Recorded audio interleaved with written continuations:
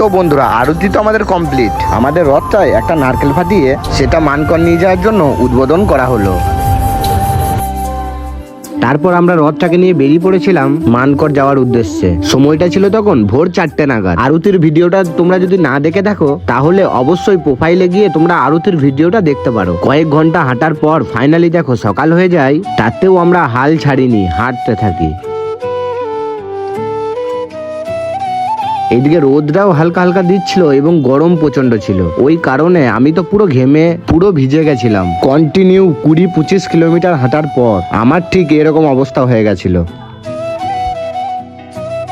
তারপর একটা গাছের ছাওয়ায় বসে অল্প রেস্ট নিচ্ছিলাম।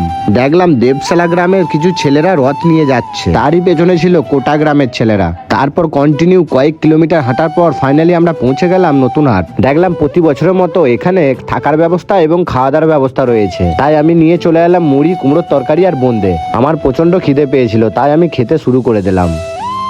এদিকে দেখলাম আমার পাশে সবাই ঘুমিয়ে পড়েছে, তাই আমিও ঘুমিয়ে পড়লাম।